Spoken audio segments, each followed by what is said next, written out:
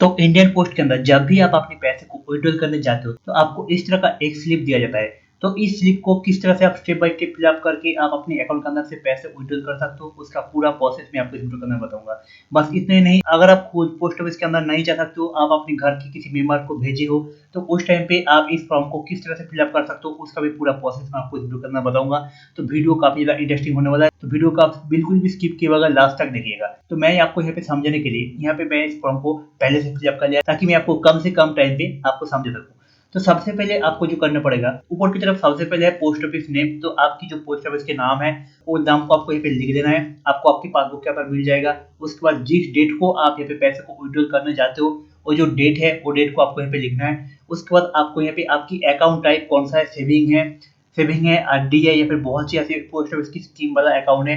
आपके अकाउंट की टाइप जो है उसके ऊपर टिक करना है। तो मेरा जो यहाँ पे अकाउंट है यहाँ पे सेविंग है, जिसकी वजह से मैं यहाँ पे एसबी के ऊपर टिक करके यहाँ पे एसबी आपकी जो अकाउंट होगा आपको यहाँ पे लिख लेना है। उसके बाद आपकी अकाउंट नंबर जो है वो आपको आपकी पासबुक के ऊपर से देख के आपको सही तरीके से यहाँ लिखना है। उसके बाद आपको यहाँ पे कितने पैसे आप विड्रॉल करना चाहते हो उसे आपको यहाँ पे नाम बार पे लिखना है, और उसी अमाउंट को आपको यहाँ पे वर्ड पे लिखना है। आप यहाँ पे वर्ड की जगह पे हिंदी, इंग्लिश या फिर आपकी जो रीजनिंग लैंग्वेज है उस लैंग्वेज से आप लिख सकते हो, कोई भी प्रॉब्लम नहीं है। और उसके नीचे आपको यहाँ पे आपके अकाउंट के अंदर से पैसे को विड्रॉल करने के बाद कितने पैसे आपके अकाउंट के अंदर रहेगा उस चीज को आपको यहाँ पे कैलकुलेशन करके बिठाना पड़ेगा।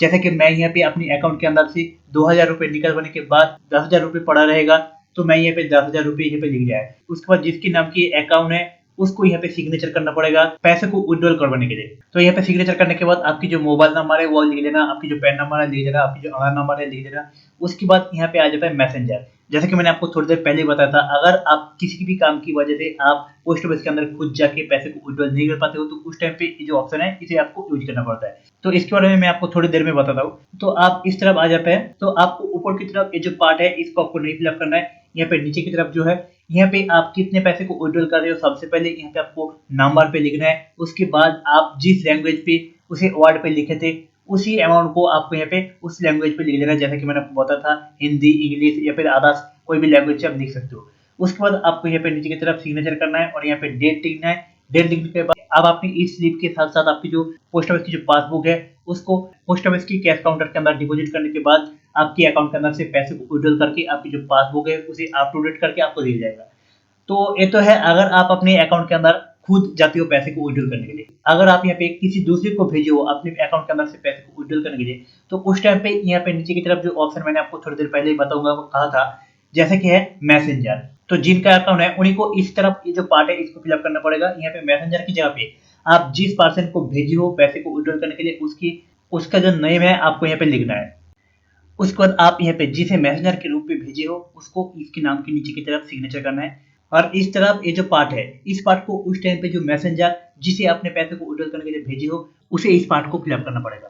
और कभी कभी इस तरफ मैसेंजर को भी सिग्नेचर करने के लिए किसी किसी पोस्ट ऑफिस के अंदर कहा जाता है। तो अगर आपको कहता है तो आपको उस टाइम पे यहाँ पे भी सिग्नेचर करना पड़ेगा। और इसके नीचे की तरफ भी पहले से आप जिसके नाम पे अकाउंट है उसे भी यहाँ पे सिग्नेचर करके रखना पड़ेगा। उसके बाद आप अपने पासबुक के साथ इस विड्रॉल स्लिप को आप उस मैसेंजर के हाथ से भेजोगे तो पोस्ट ऑफिस की तरफ से तो आपके अकाउंट के अंदर से पैसे को विड्रॉल करके आपके मैसेंजर के हाथ में दिया जाएगा।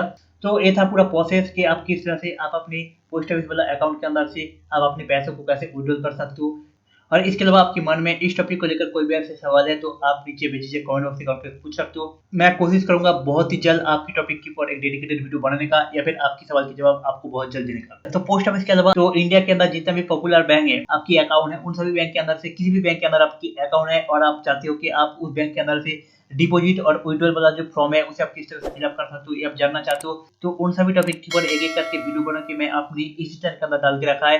और एक प्लेलिस्ट को मैंने क्रिएट करके रखा ताकि आपको वो वीडियो को ढूंढने में आसानी हो। उस प्लेलिस्ट का लिंक आपको डिस्क्रिप्शन पे मिल जाएगा। आप अपने अकॉर्डिंग आपकी जिस बैंक के अंदर अकाउंट है उस वीडियो को आप देख सकते हो। तो चलिए मिलते हैं आपसे ऐसे ही और एक इंटरेस्टिंग टॉपिक के साथ, तब तक के लिए जय हिंद, वंदे मातरम।